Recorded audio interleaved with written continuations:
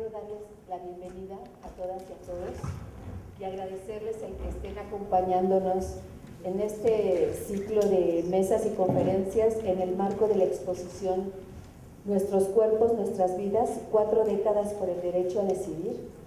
Y a nombre de la Alianza Nacional por el Derecho a Decidir, les agradecemos su presencia y también agradecemos a los directivos de este museo por la oportunidad y toda su disposición para que este tema del aborto mediante una exposición esté aquí en el museo, que además es un museo que nos trae como en lo simbólico muchas cosas, que estemos también discutiendo temas como este tema que vamos a analizar hoy, que es los signos de la modernidad, el Estado laico y el derecho a decidir. Y bueno, voy a presentar a nuestro panel, que además también les agradezco a su disposición por estar aquí compartiendo con nosotras y nosotros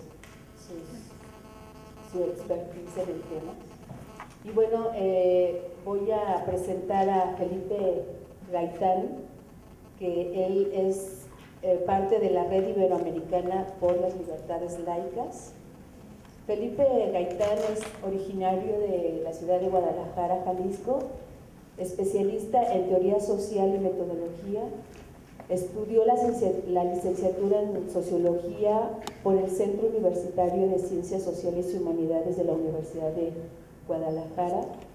También tiene el grado de doctor por el Centro de Estudios Sociológicos en el Colegio de México. Y bueno, él es profesor investigador en la Universidad La Salle. Y bueno, tiene una gran experiencia en el tema y bueno, le doy la palabra a Felipe. Bueno, antes que nada agradecer esta invitación y sobre todo agradecer también su presencia, la presencia de cada uno de ustedes y a mis compañeros de panel. Sobre todo quisiera también hacer énfasis en este lugar emblemático. Estamos en el Museo de la Memoria y la Tolerancia.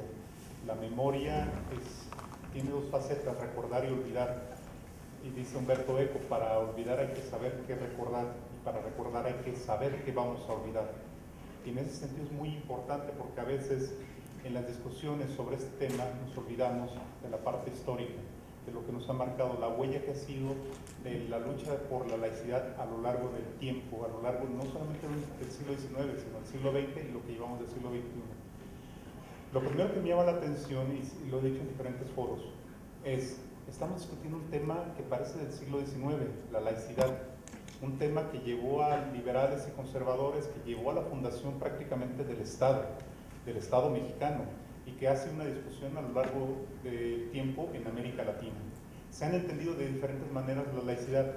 En Argentina, discutiendo con los colegas, ellos hablan de laicidad como si fuera la descatolicización del Estado. Y nosotros estamos discutiendo mucho más que eso, pero son velocidades, son visiones distintas. Lo primero que quisiera hacer énfasis es, más que hablar del Estado laico, tendremos que empezar a hablar por lo que es la laicidad. El Estado laico finalmente es una instrumentación de esto que llamamos la laicidad. Y lo primero que hemos hecho hincapié siempre es en mencionar lo que no es la laicidad. Lo primero que no es reducirla a la separación entre Estado e Iglesia. Es mucho más que eso, ¿sí? Porque la laicidad apela sobre todo al individuo, al ciudadano, a sus libertades y a sus derechos. Y en el caso de la separación del Estado y las iglesias es una parte de la agenda. La libertad y los derechos de cada ciudadano no pasan solamente por las iglesias, pasa por los grupos que a veces intentan imponer su agenda. Pasa por a veces los funcionarios que no atienden los reclamos. Pasa hasta por la familia. Es decir, tenemos que entender que la laicidad, más que un fin, es un proceso, y en este caso la laicidad es mucho más que la separación entre el Estado y las iglesias, y es mucho más que pensar que es una parte ideológica, casi podríamos decir jacobina, ¿sí? El laicismo, poniendo el término ismo, implicaría una posición jacobina, una posición ideológica, una posición anticlerical. La laicidad no es anticlerical, la laicidad tiene otra dimensión. y es lo que voy a empezar a definir. Nosotros, junto con Roberto Blancarte, hemos estado discutiendo este tema y llegamos a la conclusión, y parte es la gran aportación de Roberto, que dice: la laicidad es un régimen de convivencia social donde impera la voluntad general. Por voluntad general no hablo de mayorías, hablo de aquello que nos motiva a tener lazos de solidaridad, de respeto y tolerancia. Y más que de tolerancia, no en el sentido anterior, peyorativo, sino tolerancia en términos de la aceptación y del entendimiento con el otro. En ese sentido, la laicidad lo que hace es, este régimen de convivencia respeta a cada uno de los individuos y ciudadanos en su dimensión. Lo que hace el Estado laico es condensar esto que llamamos laicidad para instrumentalizarla, para volverla un hecho evidente. Y nosotros hemos comparado el Estado laico como un semáforo que nos permite como organizar, respetar, respetar y sobre todo organizar las diferentes velocidades de la sociedad. Habrá grupos conservadores que reclaman espacio y tendrán espacio, pero ojo, cuando se habla de políticas públicas, se habla de ciudadanos, no se habla de organizaciones ni de creyentes. En principio, porque son los ciudadanos los que tienen la voz dentro de una sociedad y de una sociedad democrática. Lo que hace la laicidad es reconocer la voluntad general en esos ciudadanos y tomar la voz de los ciudadanos. No trata con creyentes y no trata con organizaciones. Y en ese sentido, si alguien tiene su creencia, lo podrá manifestar en espacios de lo público, pero no en la toma de decisiones que compete a todos los que participamos en la red pública, en el espacio público. Se ha discutido mucho sobre la laicidad, sobre todo pensando en que, y esta es una discusión que nos hemos encontrado, se dice, la laicidad es parte de la democracia, entonces demos entrada a que participen todas las organizaciones religiosas y todos los grupos conservadores. Démosle cabida a todo. La pregunta es, ¿quiénes deciden qué grupos entran y qué grupos no entran? Alguien diría, seamos democráticos y demos voz a todas las iglesias en la definición de las políticas públicas, los católicos, los evangélicos, los mormones, como si todos fueran iguales. Ojo, ese no es un Estado laico. En principio, porque el Estado laico reconoce a los ciudadanos. Si fuera así, no sería un Estado laico, sería un Estado pluriconfesional. Y en ese sentido limitaría muchísimo lo que en este caso son las libertades y los derechos de las personas. Y otra cosa más aún, si llegaran a aceptar a las diferentes organizaciones como parte de las políticas públicas, recordemos, y en el caso de las iglesias no representan a los creyentes, las iglesias representan a una entidad supranatural que da los designios que los creyentes tienen que seguir sus preceptos. Entonces, en realidad, si aceptáramos en el espacio público, en la toma de decisiones, a todas las demás organizaciones, ¿con quién está negociando el Estado? ¿Con quién estaría dialogando? El problema que tenemos hoy y que nos convoca a esta mesa, que es el Estado laico y las libertades y los derechos que tenemos las personas para decidir, nos lleva sobre todo a un tema muy puntual. En ese sentido, cómo construir la libertad, cómo construir los derechos en el respeto del otro, en la aceptación del otro y sobre todo en la organización de lo que es común, lo que nos es común. Y en ese sentido, lo que tenemos sobre todo en el Estado laico y en la laicidad en general es cómo organizamos estas libertades y estos derechos. Hay algo importante, el Estado laico a veces se ha pensado como si fuera un Estado neutral. No hay neutralidad en esto. Siempre he dicho que los únicos neutrales son los muertos, y a veces ni esos. Si no, preguntan en Argentina Evita Perón, o en México con Colosos, y los muertos en realidad son neutrales. No hablamos de neutralidad, hablamos de imparcialidad. Y en ese sentido el Estado laico debe garantizar la imparcialidad. Y la imparcialidad implica dar espacio a todos los demás en la discusión, pero en la toma de decisiones tienen que ser los ciudadanos los que tomen las riendas. Otra de las cosas que tiene que hacer el Estado laico en los mínimos posibles, tiene que dar las garantías de una convivencia, los mínimos garantías para una convivencia entre los demás ciudadanos. No se debe meter, en principio, en una discusión de carácter moral o de carácter ético. Tendrá que ser el espacio, si los ciudadanos deciden que sea en otro sentido, lo va a hacer.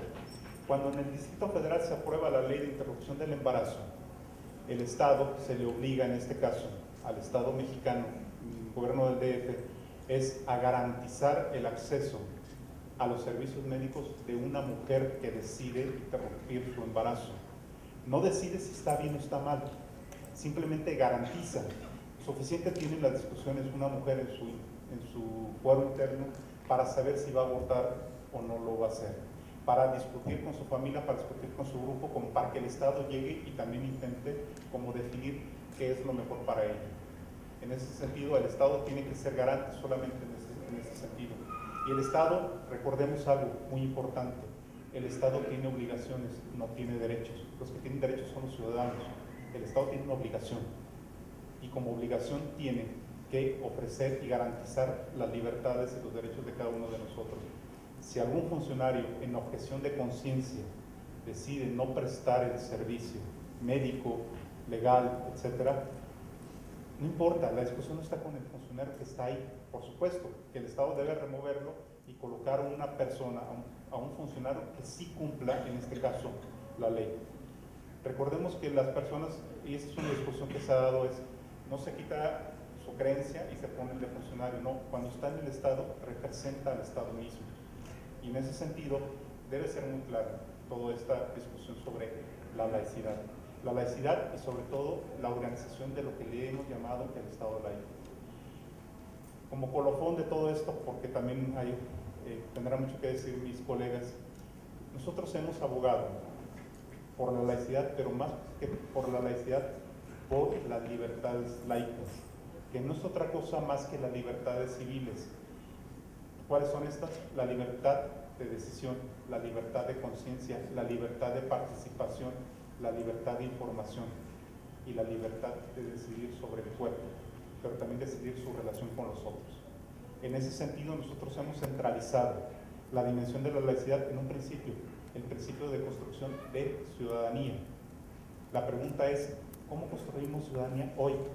¿Cómo podemos hacer posible que esta voluntad general en este mundo plural, a veces distinto, distante y disperso, podamos conciliar los intereses en algo que le hemos llamado bien común, que bien común se vuelve a veces algo etéreo, y no lo es tanto?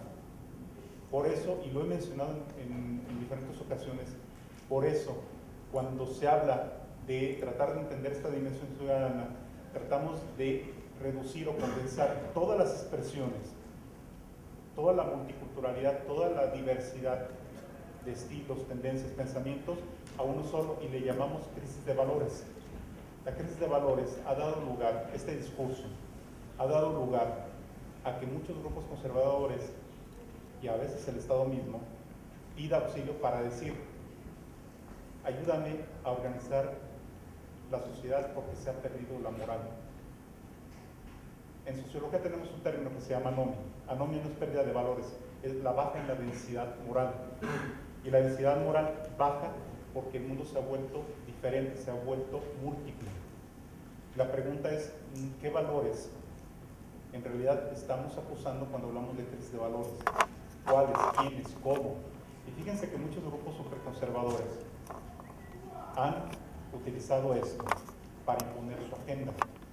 Veanlo si no, en muchas ocasiones, dentro de la propia Iglesia Católica y otro tipo de iglesias, promueven sus valores como si fueran los únicos y verdaderos en un mundo donde se ha vuelto disperso. Nietzsche decía que los dioses han muerto, pero de risa porque un solo Dios se dijo el verdadero. Tenemos que aceptar que el mundo es hoy diverso, disperso.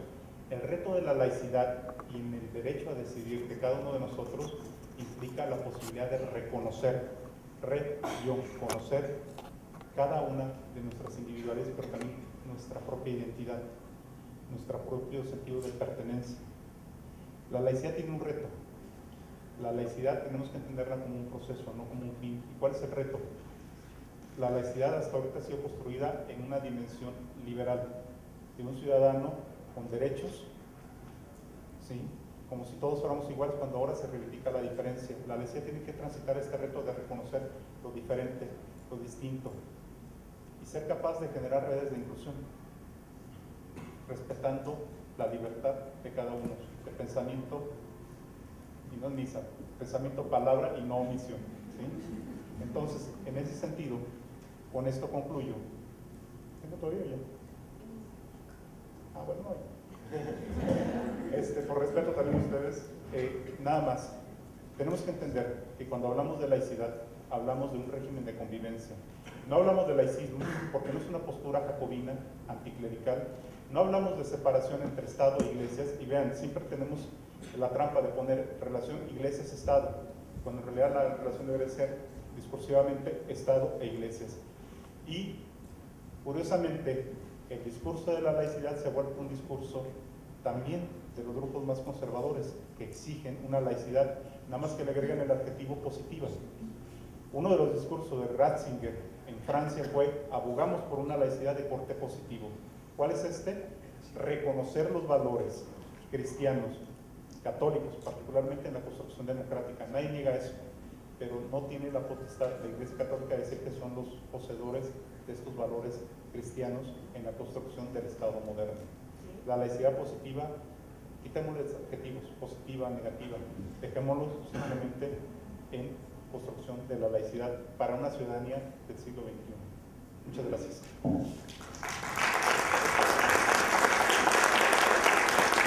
Gracias, Felipe. Bueno, le damos la bienvenida a Beatriz Páez, que está por aquí con nosotros.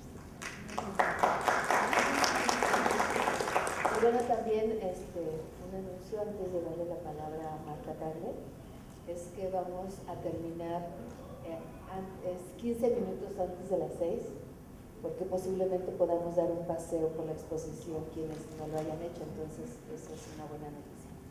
Gracias. Bueno, pues ahora presento a Marta Tagle, que ella pertenece a un grupo defensor del Estado laico que es República Laica. Marta Tagle nació en Puebla y es egresada de la licenciatura de Ciencias Políticas y Administración Pública de la Universidad Nacional Autónoma de México, feminista por convicción, que se ha forjado al lado de las organizaciones feministas y de mujeres, comprometida con la defensa e impulso de los derechos humanos, luchadora social, convencida de que las mujeres y los hombres solo podrán ejercer plenamente sus derechos en condición de igualdad, democracia y justicia.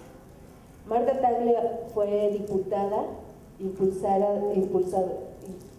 fue impulsora de la reforma constitucional del artículo 40, donde sube a rango constitucional la laicidad del Estado, que justamente ahora también celebramos que ese artículo 40 ya fue reformado. Y bueno, ella fue diputada en la 60 legislatura de la Cámara de Diputados, también fue secretaria de la Comisión de Equidad de Género e integrante de la Comisión de Atención a Grupos Vulnerables y Fortalecimiento al Federalismo, así como del Comité del Centro de Estudios para el Adelanto de las Mujeres y la Equidad de Género. Y bueno, Marta Tagle ahora sigue trabajando arduamente por la defensa del Estado laico y los derechos de las mujeres. Pues en primer lugar, un agradecimiento a la Alianza por el Derecho a Decidir por esta invitación y la oportunidad de compartir esta mesa con amigos a los que generalmente nos encontramos en mesas similares, hablando sobre este tema tan importante para los derechos de las mujeres. Agradecerte a ti, a Idea, a Consuelo, la oportunidad de también encontrarme con amigas como Beatriz, que está el día de hoy con nosotros y nosotras, porque en este tema afortunadamente nos hemos ido encontrando varias personas en la misma dinámica, sobre todo tanto políticos y políticas como personas integrantes de la sociedad civil, que hemos venido trabajando de manera conjunta para poder ir, pues en muchos de los casos, batallando contra amenazas que a cada rato nos encontramos. Pero además de eso, quiero agradecer la oportunidad por el marco en el que se da esta mesa.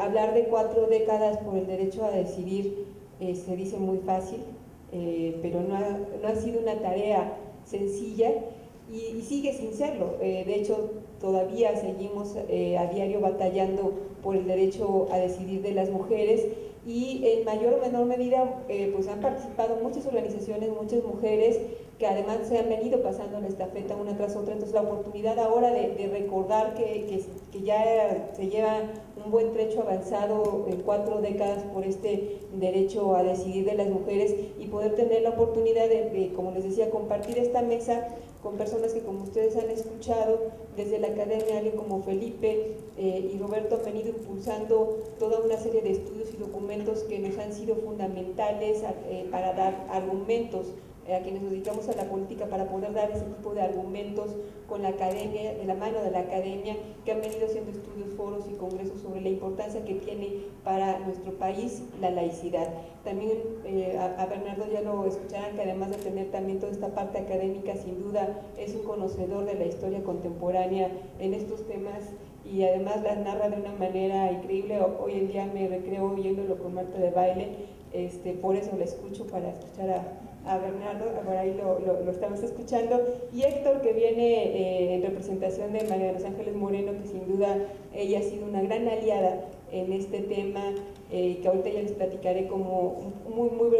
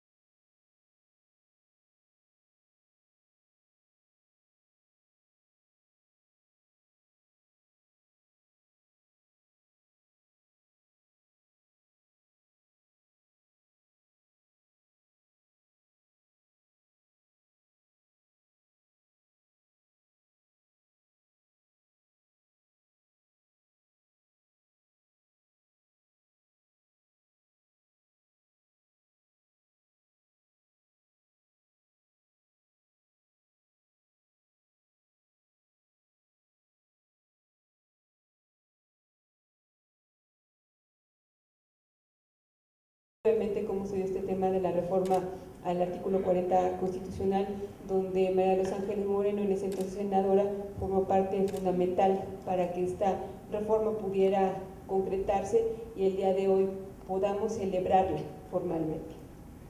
Y ahora sí ya dejo los agradecimientos para entrar de lleno con el tema. Quiero decirles que de entrada me motivó mucho el poder participar desde el mismo nombre de la mesa, los signos de la modernidad, Estado laico y derecho a decidir.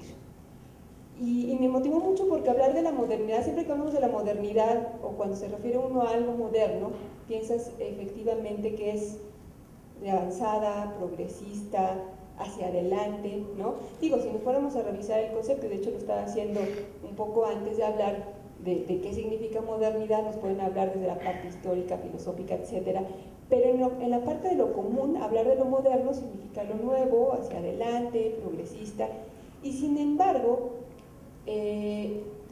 quiero proponerles estos signos de la modernidad hoy en día, qué es lo que representan en este tema del Estado laico y el derecho a decidir.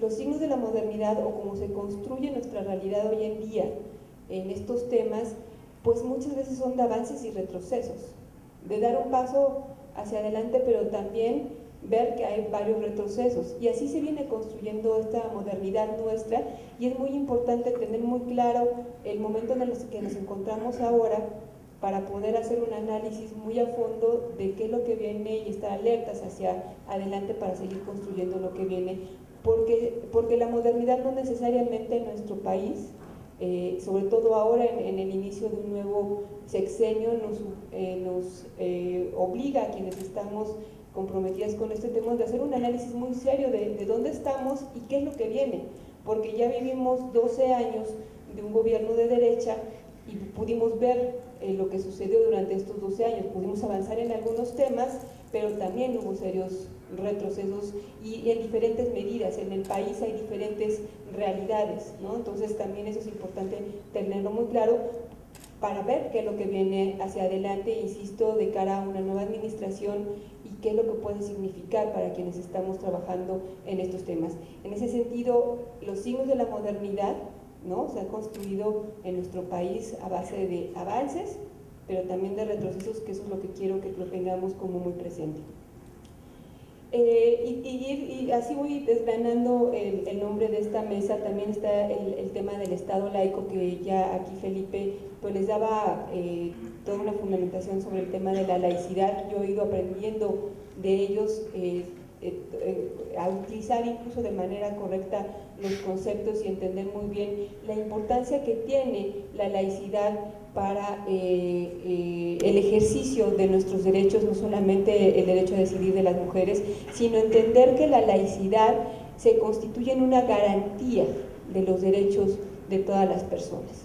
Así como hay garantías constitucionales en nuestra Constitución, valga la redundancia, desde el amparo, o sea, nuestra Constitución tiene garantías. Yo creo que el Estado laico debe de ser esa garantía para que todos podamos ejercer nuestros derechos, porque el Estado laico lo que garantiza es que independientemente de la forma de ser, de pensar, de vivir, de creer o no creer, todas las personas tenemos los mismos derechos, y el Estado tiene la obligación de respetar esos derechos, y por eso es que tiene que ser un Estado con esa visión laica, para que independientemente de cómo piensen, convivan las personas que vivimos en este país, el Estado nos garantice a todos los mismos derechos, desde los más básicos, pero todos los que han sido reconocidos, y aquí hay una parte fundamental de estos avances que hemos tenido, como es el tema de los derechos humanos. Ustedes saben que recientemente también se aprobó una reforma constitucional en materia de derechos humanos, que dentro de otros importantes avances que esto significa, de entrada es reconocer el orden jerárquico de los derechos humanos. Eso quiere decir todos los tratados y convenios internacionales en materia de derechos humanos que han sido firmados por México y ratificados por el Estado mexicano, forman ya parte de esos derechos reconocidos para todas las personas que vivimos en este país. Entonces, en ese sentido, tenemos este marco legal muy importante, ¿no? Porque sin duda en ese marco legal las mujeres hemos avanzado de manera importante. Hay una serie de convenciones y tratados internacionales que protegen y amplían los derechos de las mujeres, el reconocimiento de los derechos de las mujeres, y ahora ya forman parte, a partir de esta reforma constitucional, de los derechos reconocidos para las mexicanas. Y teniendo la garantía del Estado laico, ¿no?, de la laicidad del Estado, pues justamente todas las personas podemos ejercer esos derechos, ¿no? Son temas que van de la mano. Y decirles que además, precisamente dentro del Estado laico, en estos temas de la modernidad, que creeríamos que ya no se tendría que hablar, que es un asunto, como decía Felipe, del siglo XIX, el tener que hablar de liberales, ¿no?, conservadores. Desafortunadamente nos topamos que eso no era una realidad, que estábamos viendo pues importantes retrocesos en este tema, y sobre todo aparte de ver cómo se empezaban a mover los poderes con respecto a la laicidad del Estado, que empezaban a impulsar leyes contrarias a la laicidad del Estado, con una visión muy particular de ver las cosas, que tiene que ver con una visión religiosa que es muy respetable, pero en el ámbito de cada persona, y que el Estado no podía asumir ese tipo de visiones.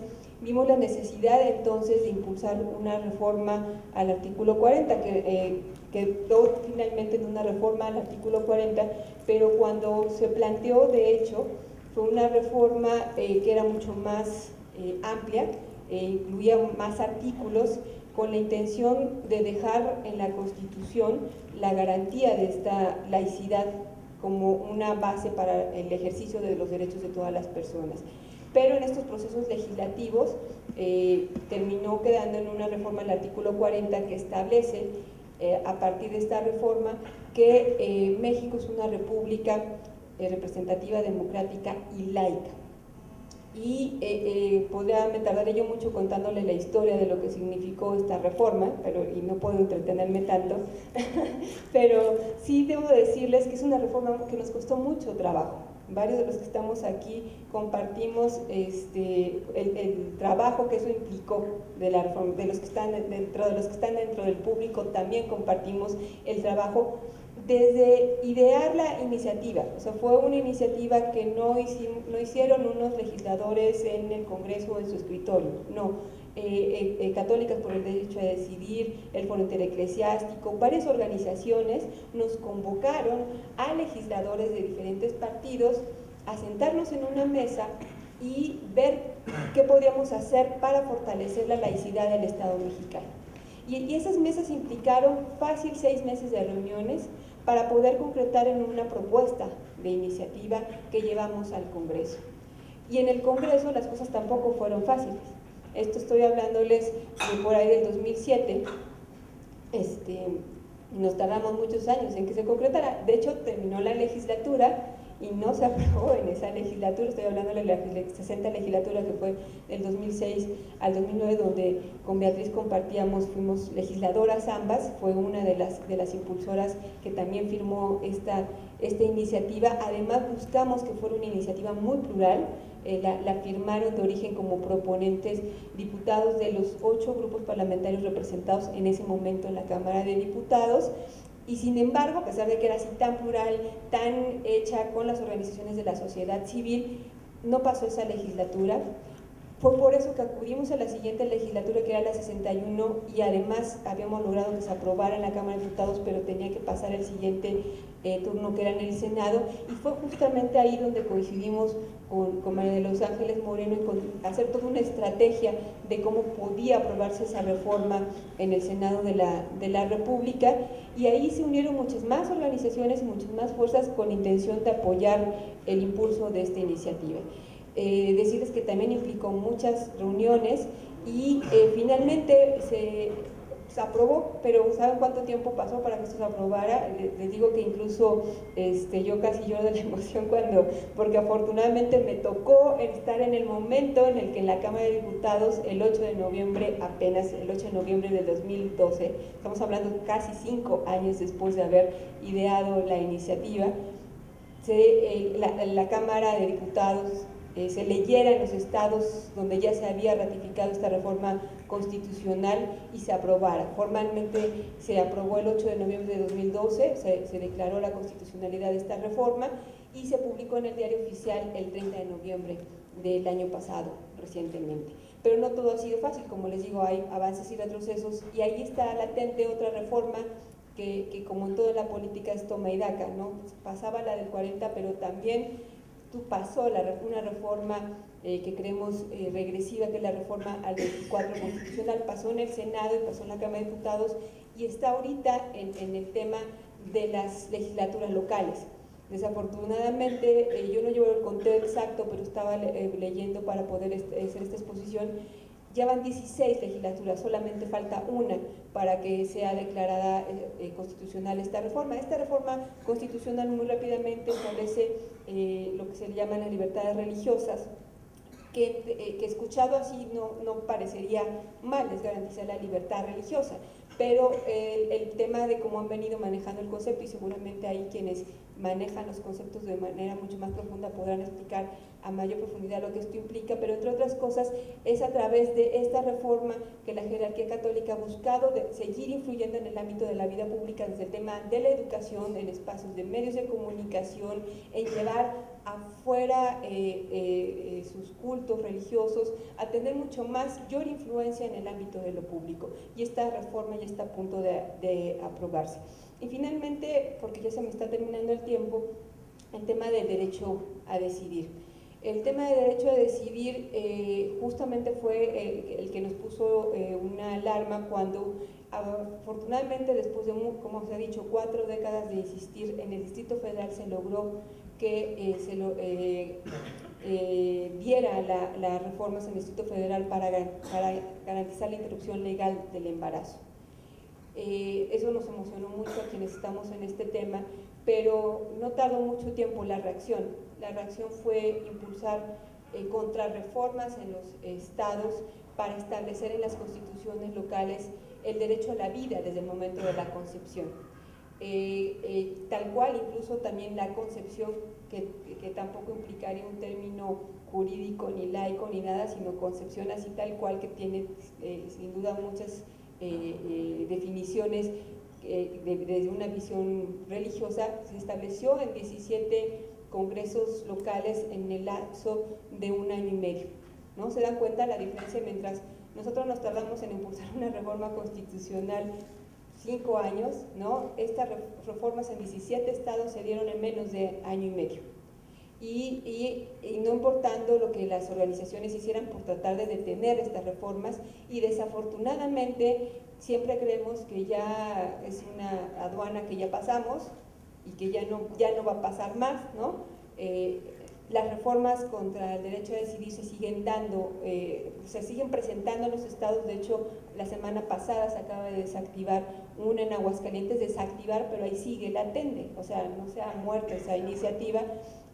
Pero igual hay una en Zacatecas. Entonces hay varias todavía iniciativas latentes de esta reforma para establecer el derecho a la vida desde el momento de la concepción, que entre otras cosas pues penaliza incluso el tema de métodos anticonceptivos, textualmente no, pero se utiliza esa reforma para penalizar sin duda el aborto, para penalizar muchas cuestiones que tienen que ver incluso con investigaciones científicas en óvulos fecundados, y esta ha sido una herramienta que se impulsó desde la jerarquía católica y que sin duda hemos visto en estas contrarreformas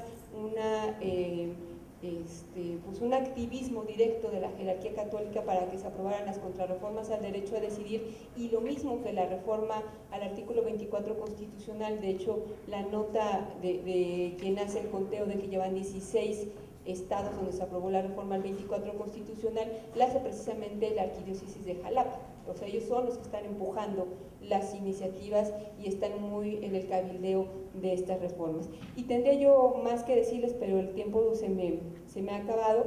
Lo único que quisiera proponerles es que a las organizaciones con las que trabajamos es sí hacer un análisis de tipo FODA, ¿no? Las fortalezas, las oportunidades, debilidades y amenazas que tenemos de frente, porque creo que es muy importante y es un buen momento para hacerlo, para poder seguir haciendo estrategia para avanzar en los derechos y estar en la posibilidad de seguir construyendo una sociedad que esté basada en derechos y responsabilidades y no en pecados y culpas. Muchas gracias.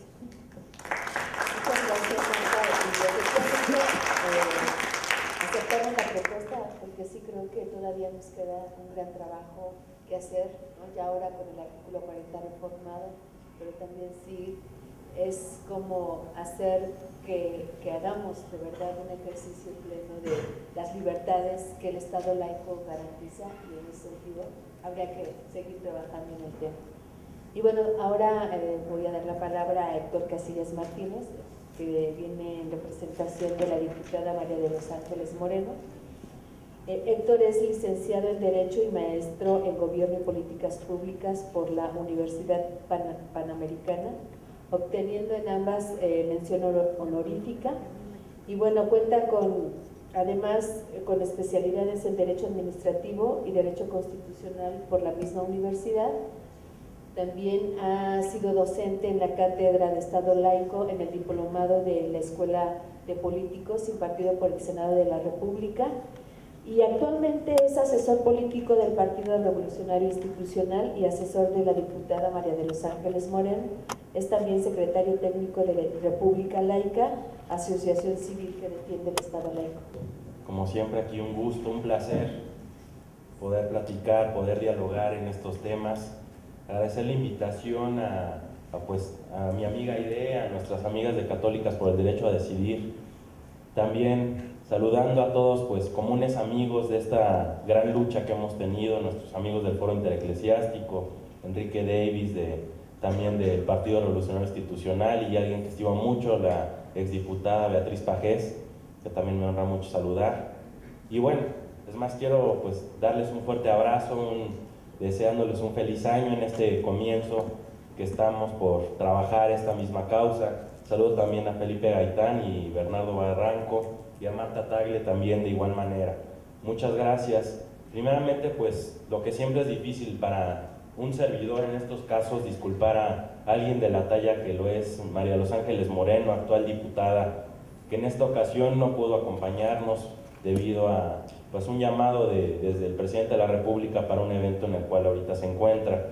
Ella se disculpa y me pidió mucho que reiterara el interés que tiene en este tema, el interés que tiene en que podamos seguir continuando con esta lucha, porque es una lucha constante que tenemos y que debemos, cada uno poniendo nuestro pequeño o más bien gran grano de arena, poder salir adelante. Creo que también estoy hablando mucho y reiterando las dificultades, pero siempre es difícil teniendo como antecesores a Marta Tagle o a Felipe Gaitán, que son personas expertísimas en este tema, y lo que un humilde servidor pueda comentarles. El interés que tenemos y que la diputada María de los Ángeles me instruyó para que platicara es qué fue lo que sucedió, un breve retroceso y todo lo que pasó para que llegáramos actualmente a lo que hoy tenemos como una reforma constitucional del artículo 40. Ya lo mencionó Marta Tagle, creo que fueron reuniones muy fuertes, de mucho tiempo. Todos los que estamos aquí, la mayoría creo que estamos conscientes del arduo trabajo, reuniones, trabajos, conferencias por todos los estados de la República para poder lograr esta conclusión, este gran trabajo que es el artículo 40 constitucional. Desde principios, que fue por ahí del 2005, ¿no? Cuando empezamos a reunirnos ya formalmente en 2006, que fue para la consolidación de esta iniciativa, decidimos un grupo de personas autonombrarnos como una asociación civil que ahora somos, que es República Laica. Este grupo, quisiera comentarles, es un grupo completamente rico, ya que se encuentra conformado por integrantes de sociedad civil, integrantes de diversos partidos políticos, quisiera decir de todos, creo que incluso de Acción Nacional también tuvimos ahí a 2 integrantes, un grupo que realmente teníamos la finalidad de encontrar este Estado laico, un Estado laico, material dentro de esta República Mexicana. Entonces fue un momento en que decidimos, a través de los entonces diputados, que bueno, aquí se encuentran presentes Marta Tagle y Beatriz Pajés, y además de un número más de diputados que firmaron esta iniciativa. Una iniciativa que, pues ustedes sabrán, para que se cambiara una palabra nos costó muchísimos años. Nos costó incluso, como lo comenta Marta, que culminara una legislatura para que hubiera mejores condiciones y unas condiciones idóneas en la conformación de la Cámara para que se aprobara. Los que estuvimos ahí sabemos que esa legislatura no estaba conformada por una cantidad que nos favoreciera para que se aprobara, como lo necesita una reforma constitucional de las 2/3 partes. Y en la 61 legislatura fue cuando hubieron las condiciones posibles para que se aprobara y por una extensa mayoría. Lo que a mí me correspondió en ese entonces, estando con la entonces senadora María de los Ángeles Moreno, fue un trabajo sumamente difícil. Un trabajo que les debo decir fue incluso difícil para ella al interior del partido en el cual militamos, porque tuvimos una contrarreforma, quisiera llamarla así,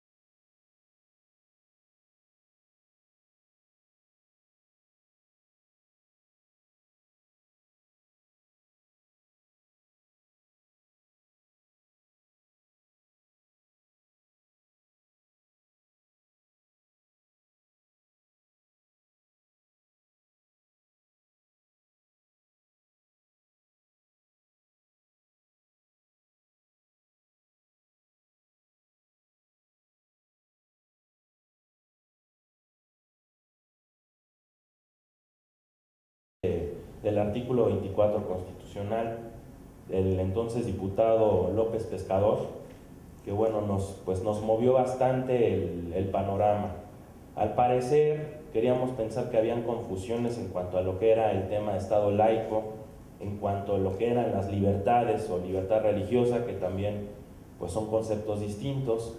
Y pues esto fue sin duda alguna un tema importante y un tema que fue sujeto a negociación para que pasara nuestra iniciativa. Es decir, los que nos hemos dedicado al legislativo, desde unos como legisladores y otros al lado de los legisladores apoyando, sabemos que cuando hay una iniciativa tan importante o que conlleve tantos riesgos, sobre todo era en ese entonces para la agrupación de derecha, era poner de sostén una contrarreforma por la cual fuera motivo para una negociación.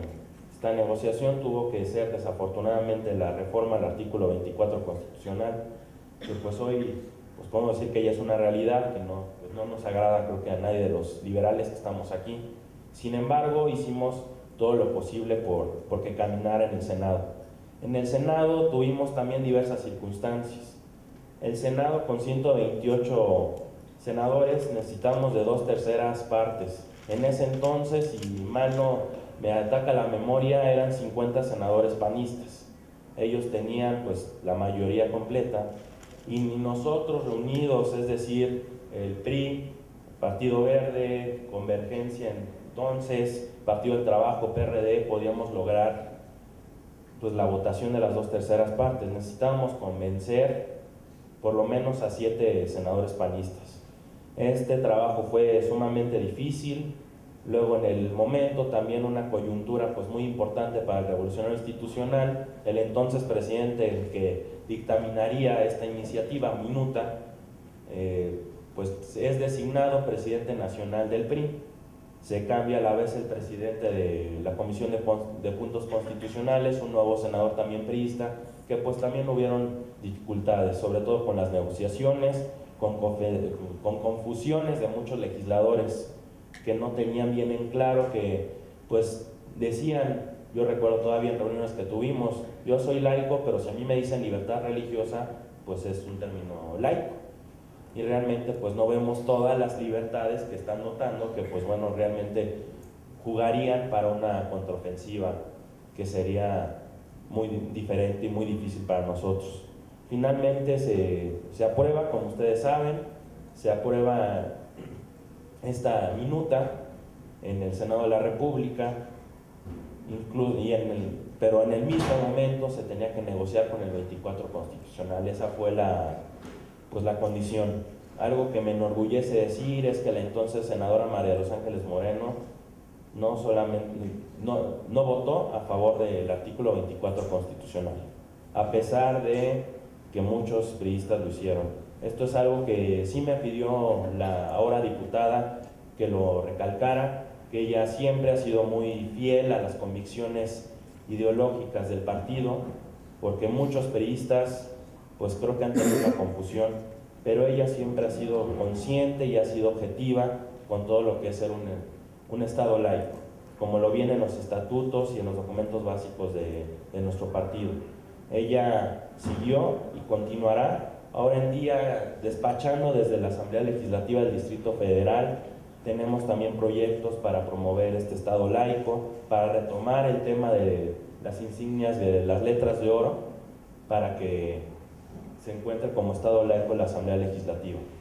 Estas dificultades tuvimos, este momento es en el que nos encontramos, es un momento actual hablar de Estado laico, porque a pesar de que sean los antecedentes en el siglo XIX, hoy más que nunca, en el siglo XXI, debemos respetar la libertad de cada uno de nosotros. Debemos ser tolerantes y a la vez respetar la forma de pensar de cada uno, respetar las creencias, respetar la ideología, respetar si cada quien cree en algo o no quiere creer. Creo que es algo que lo tenemos muy claro, que no estamos ni en una cacería de brujas, ni estamos tratando de estar en alguna ideología o doctrina alguna. Esto es muy importante. Y ahora, en el marco de los derechos que se desprenden del Estado laico, lo que me corresponde decir en esta mesa, el derecho a decidir, pues un derecho fundamental, sobre todo para las mujeres de las cuales debemos siempre proteger y promover este derecho, el derecho a decidir sobre su cuerpo, y sobre todo aclarar que nosotros no estamos a favor del aborto, estamos a favor de despenalizarlo, a favor de la libertad de cada una de las mujeres, la libertad de que cada mujer, después de que haya tenido todavía y haya tomado la decisión, todavía se le catalogue como delincuente. Creo que es algo muy difícil y algo que no se debe permitir. En una sociedad del siglo XXI, una sociedad moderna y progresista, debemos continuar luchando. Y creo que los liberales, después de más de 150 años, creo que debemos prevalecer y tener bien en claro lo que tenemos. Nada más me queda por concluir una frase que a la diputada siempre le ha distinguido y le encanta Gandolfo. Sin democracia no puede haber Estado laico. Sin Estado laico no puede haber democracia. Muchísimas gracias. Gracias, doctor. Y bueno, ahora quiero presentar a Bernardo Barranco. Y bueno, con un especial agradecimiento, pues sabemos de las dificultades también para poder estar acá. Bernardo es sociólogo de la religión, es economista por la UNAM, cuenta con la maestría en Sociología Política de las Religiones por la Escuela de Altos Estudios en Ciencias Sociales de París, es articulista en La Jornada y El Milenio, también es conductor del programa radiofónico Religiones del Mundo de Radio Red desde hace 16 años, y aquí tengo que actualmente eres consejero electoral del Estado de México. Entonces, ratificamos ese dato. Me da pena, pero es cierto. Bienvenido, Bernardo. Oye, muchas gracias. Como tenemos tan poco tiempo, no quiero consumirlo en agradecimientos, pero va de antemano el privilegio de tener este intercambio con ustedes, sobre todo viendo que pues, son muchos activistas, gente que está metida, que conoce bien los términos. De tal suerte que, gracias a la intervención última, yo tenía precisamente planteado el tema de Peña Nieto, una amenaza al Estado laico, una amenaza potencial al Estado laico. Pero creo que con la intervención que se ha planteado, pues más bien es el capítulo de un libro que va a salir próximamente. Se lo recomiendo, se lo recomiendo. Sobre todo es, pues el título se llama Peña Nieto entre la catocracia y el Estado laico. Es esta tentación potencial que existe ahí, que bueno, y vamos a ser testigos y actores en los próximos años, pero plantea algo que yo he insistido mucho en los últimos años, y es que no solo la Iglesia Católica es una amenaza al Estado laico, sino digo, la clase política en sí es una amenaza al Estado laico. Su pragmatismo, su cortoplacismo y sobre todo esta especie de delirio electoralista le lleva a una pérdida de perfiles y de identidades cada vez más preocupante. Pero bueno, este ya es otro tema que hemos tratado en otros momentos y que ameritaría, digamos, de una reformulación más teórica. Yo quiero tener la intervención en 3 puntitos básicos. Uno sería retomar el tema del concepto de laicidad como un concepto dinámico, pero también, hoy por hoy, como un campo de lucha, que no solamente es una palabra, un concepto, sino también hay una disputa en términos filosóficos, en términos ideológicos y, por supuesto, en términos políticos. El contexto de la modernidad y la religión, ubicar bien en dónde estamos y algunos riesgos o retos que yo veo en el manejo, en el tratamiento que tenemos sobre el tema de laicidad. Sobre el tema el primer punto sobre el concepto de laicidad, hay que recordar, laico es un concepto profundamente religioso. Viene del mundo, digamos, de las primeras comunidades cristianas. Laico etimológicamente quiere decir pueblo, y pueblo campesino, pueblo no letrado, pueblo miembro de la comunidad cristiana que no tiene una responsabilidad en las funciones eclesiásticas, es decir, que no es un profesional o un administrador o un ministro de culto, sino es miembro de una iglesia que no tiene este tipo de responsabilidades. De tal suerte que es muy curioso ver cómo originalmente es un concepto religioso, después en el siglo XIX, como ya Felipe lo trabajó bien, es un concepto que es reapropiado, es secularizado y abandera grandes movimientos, sobre todo a partir de la Revolución Francesa, y es un concepto que se opone al clericalismo excesivo, es decir, a los intereses eclesiásticos convertidos en poder. Y a partir de ahí hay una reelaboración. Ahora, curiosamente, lo que estamos viviendo es un proceso reversivo también. Y estamos viendo cómo la propia Iglesia Católica se está empezando a reapropiar de un concepto que había sido previamente apropiado por la secularización. Es decir, con esto quiero decir, con esos vaivenes, con estos péndulos que pueden llevar siglos los conceptos, que cuando hablamos de laicidad no es un santo y seña de progresistas, de liberales o de académicos, etc. Es un concepto que requiere ser permanentemente trabajado. Yo acabo de estar en Francia hace unas semanas y veo con mucha preocupación la reflexión de la derecha católica francesa, que ha avanzado mucho y que en nombre de la laicidad, prohibió a las mujeres tener signos musulmanes.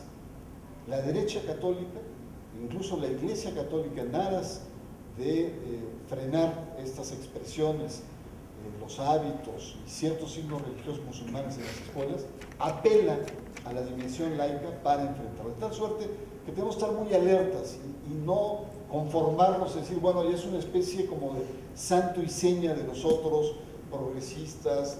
No, es algo que hay que seguir trabajando. Me impresionó mucho la marcha que me tocó ver en París sobre el tema de las adopciones, y también están apelando en términos de libertad religiosa. Entonces son aspectos que tenemos que tomar en cuenta. La laicidad es un concepto que efectivamente es muy importante, tiene toda una herencia liberal, una herencia de una postura no religiosa, pero que tiene que ser permanentemente retrabajada con nuevos contenidos. Y eso es lo que me parece valioso, que el Señor señaló muy bien, que no contentarnos, no conformarnos con lo que tenemos. Estamos en el inicio de un debate. El segundo punto es ubicar el debate, porque luego a veces también nos gusta como, a veces por el hecho de ser minorías intelectuales o religiosas, o yo diría hasta parlamentarias, hacernos las víctimas y decir, estamos... Hay que verlo en el sentido histórico, amplio del concepto. Y cuando hablamos de modernidad, tenemos que también ser rigurosos con el concepto de modernidad. Modernidad tiene muchas acepciones, ¿no? Vamos a modernizar un partido de fútbol, por supuesto, ¿no? O una empresa, ¿no? Son una serie de herramientas de poner al día. Eso es la acción de modernización. Pero en historia, en la filosofía de la historia, modernidad es un cambio de época, es un cambio civilizatorio la modernidad. Y la modernidad es un proceso por el cual surge de la Edad Media e introduce la razón, la iluminación, por eso se llama el siglo de las luces, y es un proceso largo que viene desde el Renacimiento. Y es la introducción de una nueva manera de pensar y concebir el mundo, a partir de la ciencia, que sustituye sobre todo a la teología, que era el eje en la sociedad medieval, el Estado como estructura que sustituye a la Iglesia, la nación, digamos, al feudo, en fin, una serie de elementos que se van configurando a lo largo de la historia. Evidentemente, en todo este proceso hay una confrontación muy grande entre modernidad, razón, cientificidad, frente al mundo de lo religioso. Y lo que tenemos que ver es que estamos en esta lógica, bajo la era de la modernidad, de estas tensiones, y como señalaba muy bien, de estos idas adelante y retrocesos. Es un proceso permanente que no solamente se juega en lo político, y hay que valorar muy bien todas las acciones que se hacen en el mundo parlamentario, en el mundo de las organizaciones, en el mundo de la academia. Es un mundo también, es una gran disputa que se da fundamentalmente, en una perspectiva histórica, en la cultura. Es decir, cuando hablamos de modernidad y religión, estamos hablando de una relación de la cultura y de la identidad civilizatoria. Y en ese sentido es como tenemos que ubicar nuestras polémicas. Cuando ubicamos nuestras polémicas, tenemos que ubicarnos que estamos bajo un momento en donde hay una severa, importante crisis de la vieja sacralidad. Es decir, sobre todo una sacralidad católica. Hay una pérdida de este universo simbólico que se está dando. Y especialmente, desde hace más de unos 80 años, estamos viviendo una especie de eclipsamiento de las grandes instituciones religiosas. Y hay, por lo tanto, nuevas prácticas que generan, sobre todo también, nuevas concepciones y nuevos sentidos, particularmente de lo ético y de lo moral. Y en ese sentido es cuando tenemos que ubicar a veces los intentos desesperados, y es un debate que he tenido con las compañeras de católicas, porque aparentemente pensamos, desde el punto de vista coyuntural, que la Iglesia Católica va muy adelante y está amenazante, pero si uno lo ve desde una perspectiva histórica, más bien es al revés. La que está amenazada es la Iglesia Católica y que tiene medidas desesperadas, que usa el poder que tiene sobre las diferentes conformaciones y actores, pero que en la cultura es donde está su debate más dramático, y en ese debate más dramático está perdiendo centralidad, está perdiendo el terreno paulatinamente, frente a un enemigo casi invisible. Un enemigo político lo tiene enfrente, tiene nombre, apellido, siglas, colores, pero frente a la cultura, este antagonismo es como si peleara contra un gas, en cierto sentido, ¿no? Es difuso, es lento, es progresivo, pero es implacable también. Y en ese sentido tenemos que ubicar, cuando hablamos de modernidad y religión y la perspectiva, que es decir, la Iglesia, si tuviera realmente, o muchas iglesias, utilizarían el poder de sus fieles, utilizarían la incidencia que tienen en la base. Pero como van perdiendo, sobre todo en los medios urbanos, juveniles y cada vez más seculares, utilizan la fragilidad del poder, utilizan los intereses de los poderes fácticos y utilizan la mezquindad de la clase política. Entonces, para mí me parece muy importante el poder tener esta perspectiva. No quiero abundar más porque hay muchos ejemplos, pero lo que sí quiero plantear es que el fenómeno probablemente más importante es esta pérdida de centralidad y una creciente emancipación del sujeto, del individuo, frente a un consenso moral tradicional. Esto es lo que me parece lo que está en juego, y por lo tanto, como recurso muchas veces dramático que utiliza, es la repolitización de lo religioso, en donde le demanda a los partidos no al aborto y tal, porque si no, no vamos a votar por ti, o entra en un terreno de chantaje o estas culpabilizaciones que hablaba muy bien Marta. Pero en fin, no quiero entrar porque si no se me van a acabar mis 15 minutos, que no sé cuánto me queda. Quiero entrar a retos y riesgos de la laicidad, que sería mi tercer punto. ¿Cuánto tiempo?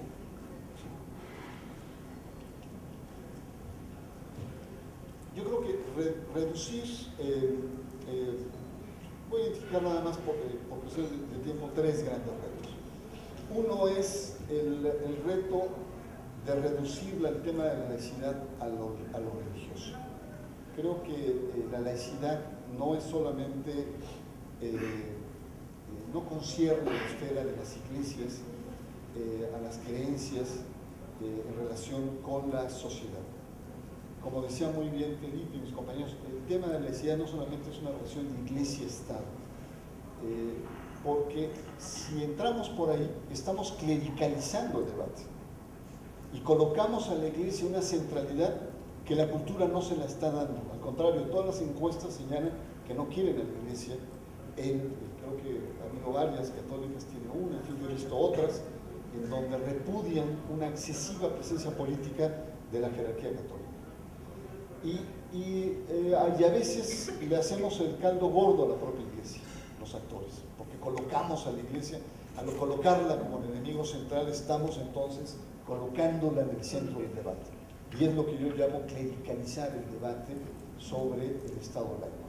Y la clericalizamos por varias razones. Primero, se martiriza la Iglesia Católica, ¿no? Dice, los enemigos, los laicistas están encima de nosotros, ¿no? No podemos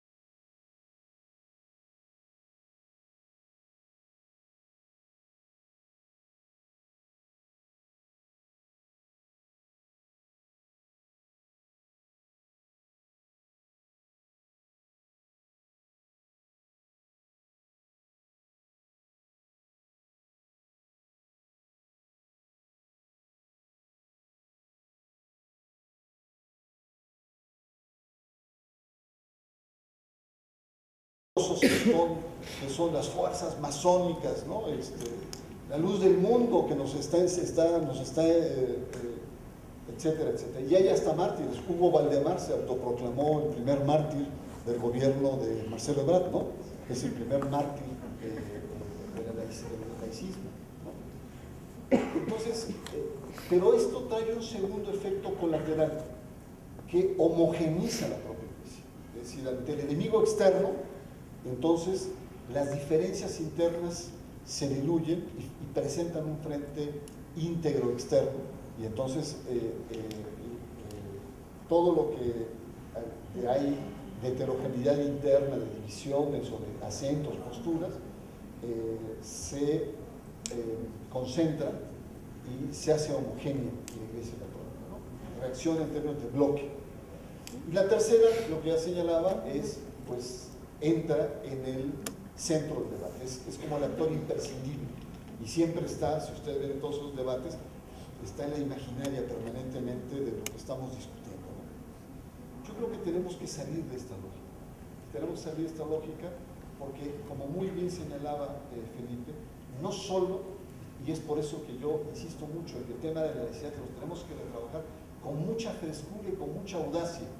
No solo es un tema político, es un tema fundamentalmente cultural, es un tema que a mí me parece central de definir bien que no solamente la laicidad, estamos hablando de la separación de lo político frente a lo religioso, sino el tema de la laicidad es fundamentalmente un tema de libertad de creencias, y ahí también tenemos un debate frente al artículo 24, porque ahora ya ni siquiera quejarnos de lo que ya está, el artículo 24 ya está, ahora hay que retrabajar los contenidos de lo que significa la libertad religiosa, y la libertad religiosa significa la libertad de creer, o no creer no solamente, sino la libertad que significa como cultura en la sociedad. Yo creo que ahí el liberalismo tiene muchos elementos que aportar en ese sentido, mucho más que el catolicismo. Hay que recordar que el tema de libertad religiosa, en el Concilio Vaticano II, estaban hace 50 años los obispos, rechazaron el concepto de libertad religiosa,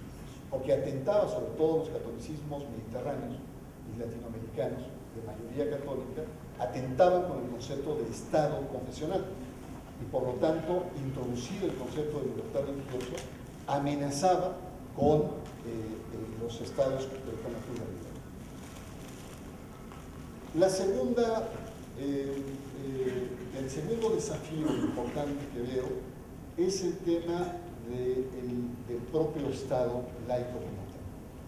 Y es tan malo sostener, es tan malo que el Estado, y es uno de los grandes retos que tuvo el panismo, que ahora va a tener Enrique Peña Nieto, sostener a una sola religión en detrimento de las diferentes creencias. Y creo que en ese sentido Enrique Peña Nieto ya entró con el pie izquierdo. Aquí están algunos compañeros de Cienciología, en el cual se niega, y es ya absoluta responsabilidad del gobierno actual, su registro.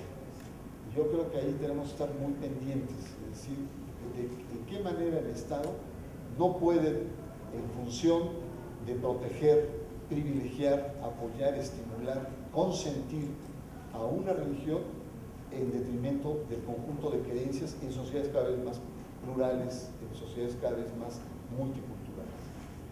Hay un tema de simulación, igual acá la clase política juega un papel muy importante, y el tema sobre todo y el tema contrario también. Así como el Estado no debe estar incidiendo o favoreciendo a una iglesia, las iglesias no deben estar tentadas a incidir o confesionalizar al Estado moderno. Tiene que haber una especie de lealtad. Tercer riesgo, entonces, el tema de la laicidad no es una cuestión de no creyentes. Ahí es donde tenemos que trabajar en el tema de libertad religiosa. Es decir, el tema de la laicidad tenemos que retrabajarlo como un principio republicano, ahí tendríamos que avanzar mucho, donde se puede ser laico y católico, se puede ser laico y judío, se puede ser laico y evangélico. Es algo que creo que es muy importante que retrabajemos.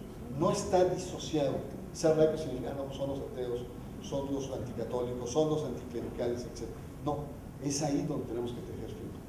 Y en ese sentido, yo creo que los evangélicos tienen una enorme, sobre todo la rama protestante histórica, porque reivindicó a Juárez, si reivindicó el carácter laico de la gestión gubernamental durante mucho tiempo. Yo termino entonces con otros riesgos más, fue 4, no fueron 3, sobre el riesgo también que tenemos que reconocer de un cierto tipo de anticlericalismo, porque no solamente son los otros, son los malos, sino también nosotros como tal tenemos ciertas semillas de intolerancia que tenemos que retrabajar de manera muy crítica.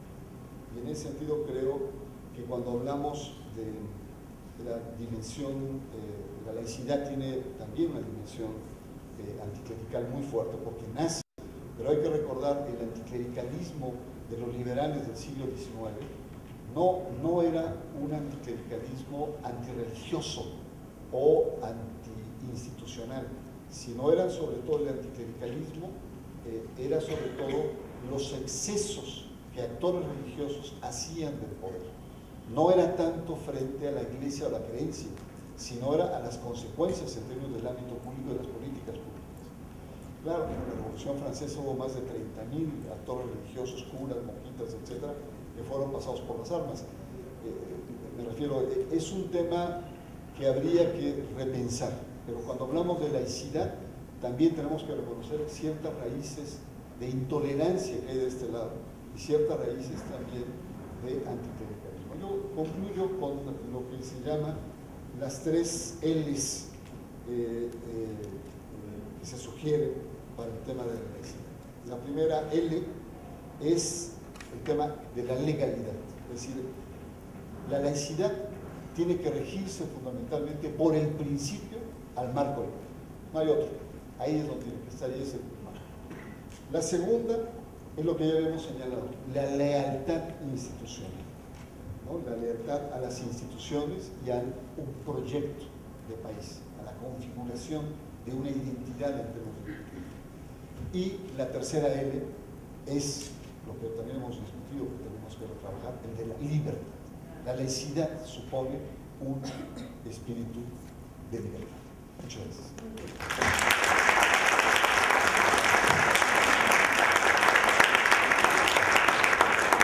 Gracias, Fernando. Bueno, pues ahorita brevemente vamos a pasar a preguntas y respuestas. Entonces, solamente les propongo recoger 3 preguntas. Quien quiera hacer la pregunta nos dice su nombre para que en breve ya vayamos a recoger.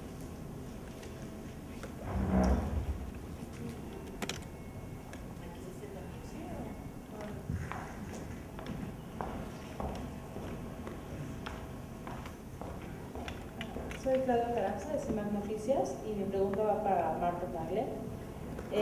Con el Código Penal Único que propone Enrique Peña Nieto, ¿puede haber riesgos o retrocesos de que haya retrocesos en interrupción legal del embarazo en el DF en caso de lograrse? Vamos a recoger las preguntas y al final las. ¿Quién más? Bueno, mi nombre es Diego Barrera, soy estudiante de la Universidad Autónoma Metropolitana y la pregunta es para Marta Tagle. Mencionaste que sobre, digamos, esta reforma, el artículo 40 y al 24, y creo que falta un poquito más de profundidad respecto a cuáles fueron los cambios. Y bueno, eso es realmente lo que quisiera saber, cuáles fueron los cambios y qué tipo de progresos o retrocesos hay con, bueno, lo que implica con esos cambios a las leyes, bueno, a los artículos 40 y 24. ¿Alguien más? ¿Alguna otra pregunta que quisiera plantear? Allá no sé si se escucha, se va pasando el micrófono.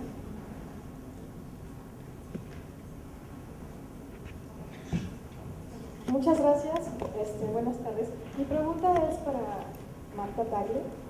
Usted mencionaba algo sobre que me pareció, bueno, soy científica, ¿no? Entonces, me pareció muy importante lo que se mencionó acerca de las modificaciones en contra del artículo, en donde menciona que también se están proponiendo reformas o maneras de controlar la investigación científica.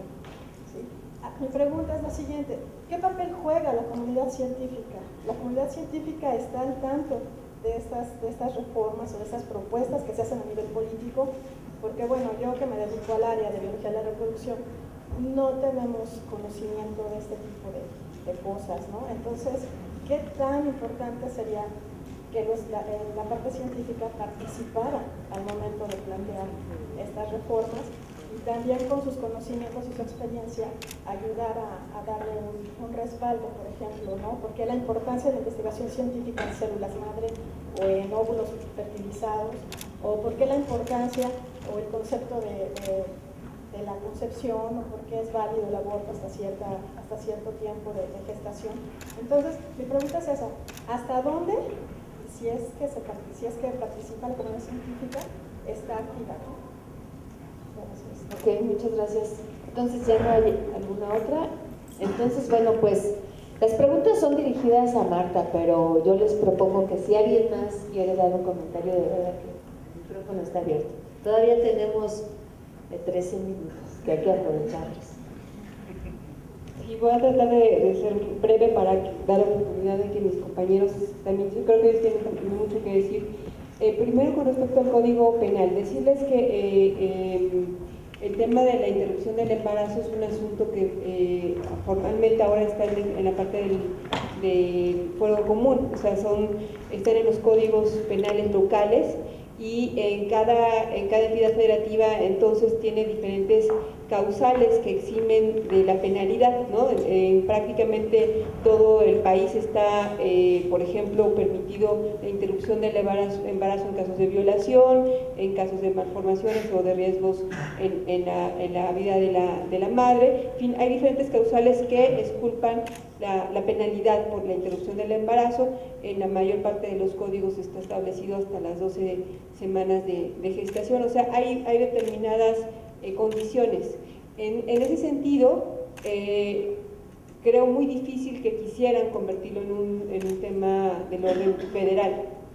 Entiendo que siempre hay la amenaza y la tentación de que esto sucede y de quienes quieran llevar esto al Código Penal. Se ha hablado mucho del Código Penal único, pero hasta el momento no se tienen pues todas las propuestas concretas.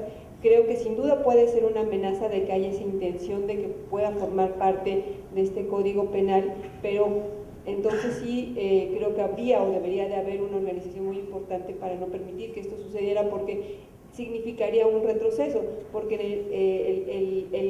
ya en la mayoría de los estados se ha avanzado en excluir de penalidad la interrupción del embarazo, y de hecho en varios estados también se ha ido avanzando en el tema del Código de Procedimientos Penales, de que no solamente esté establecido las causales que excluyen de penalidad, sino también cuál es el procedimiento, por ejemplo, en caso de que las mujeres que son violadas, cuál es el procedimiento que deben de seguir para que la interrupción del embarazo sea atendida de manera oportuna y no llegue a una situación en la que ya se ponga en riesgo incluso la vida de las madres. Entonces, esto es un tema en el que esperamos, o sea, sin duda siempre podemos verlo como una amenaza, pero hay muchos lineamientos legales que hablarían de un asunto de inconstitucionalidad si se intentara proponer algo así en el Código Penal, aunque siempre es una amenaza latente. Con respecto a las reformas al 40 y al 24, la reforma al 40 es como les decía, quedó establecido en el artículo 40 constitucional el tema de que México es una república con todos los sustantivos que vienen antes, democrática, representativa y laica. El poder poner la palabra laica fue con la intención precisamente de fortalecer el carácter laico del Estado mexicano. Se buscaron varias opciones. En ningún lado viene como tal la definición del Estado, entonces por eso buscamos la posibilidad de que quedara en la República Laica, y además insistimos mucho en la definición de laicidad que quedó en la exposición de motivos de la reforma constitucional, porque justo con todos los especialistas que formaban parte de la mesa insistían en que era importante que la definición de laicidad que quedara en la exposición de motivos de esa reforma la acompañara de la manera en la que se había propuesto, porque justamente en casos de controversias los ministros tienen que acudir a esa exposición de motivos. Entonces, nosotros insistimos mucho en que este concepto de laicidad, como lo ha mencionado aquí Felipe, de hecho Roberto Blancarte fue uno de los que ayudó a la definición de este concepto de laicidad en la exposición de motivos. O sea, parece muy fácil que nada más se introdujo la palabra laica, pero implicó toda una serie de definiciones y conceptos que quedaron ahí plasmados en esta reforma constitucional.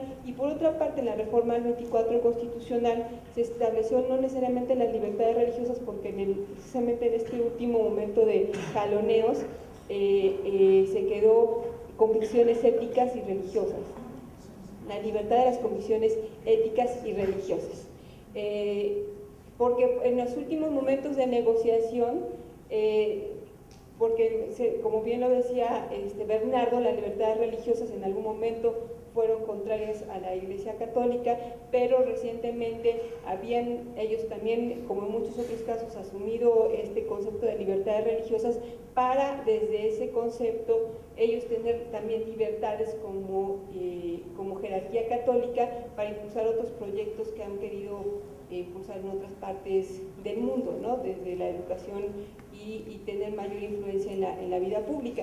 Aunque, como bien lo dice también Bernardo, hay todo un debate todavía con respecto a esta reforma, tanto de quienes están a favor de que esta reforma sí pasara como quienes no, precisamente por las definiciones y de lo que puede implicar estos conceptos que ya quedaron en esta reforma constitucional, porque está casi a punto de ser reforma constitucional ante un Estado. Y finalmente, con el tema del derecho a la vida, que fue lo contrario al derecho a decidir que impulsaron en 17 estados, yo creo que era una batalla muy en el ámbito de lo simbólico también, ¿no? Porque al final de cuentas, el establecer el derecho a la vida del momento de la concepción en la Constitución, hay una serie de otras leyes que protegen los derechos de las mujeres y todo este tema de las investigaciones, pero el poner este tipo de conceptos en la Constitución sirve para aquellos que promueven otras ideas, dijeran que ahora estaba penalizado el aborto en la interrupción del embarazo, a pesar de que sabemos que en los códigos penales están establecidas las reglas de qué condiciones se puede interrumpir el embarazo. Y sobre todo es aquí tener un tema de definiciones que entendían unos y otros por el establecer el derecho a la vida desde el momento de la concepción. El implicar que sea desde la concepción es que tiene el Estado la obligación de proteger la vida desde el momento en que se une y se fecunda un óvulo, ¿no? Y eso legalmente incluso hubo abogados como Madrazo Larios que nos decía, bueno, sé que eso es jurídicamente imposible, o sea, ¿cómo le vas a garantizar a un óvulo fecundado los derechos establecidos en la Constitución? Entre ellos el de la educación, vivienda, etcétera, siendo un óvulo fecundado que todavía no es viable, porque para que sea viable tiene que hacer todo un proceso para que haya viabilidad y eso se convierta en una persona, ¿no? Entonces, hay todo un debate y el Colegio de Bioética, por ejemplo, ha formado parte de estos debates y nos ha ayudado incluso a defender estos temas. Es decir, ha estado la comunidad científica siempre participando con nosotros. Hubo foros en los que han participado, han dado su opinión acerca de lo que han significado estas reformas. Yo agradezco de verdad profundamente a los ponentes, de verdad por sus excelentes exposiciones. Y bueno, y a todas ustedes y todos ustedes por estar aquí. Muchas gracias y nos vemos el próximo jueves, que es la próxima mesa de análisis. Ya nos vamos.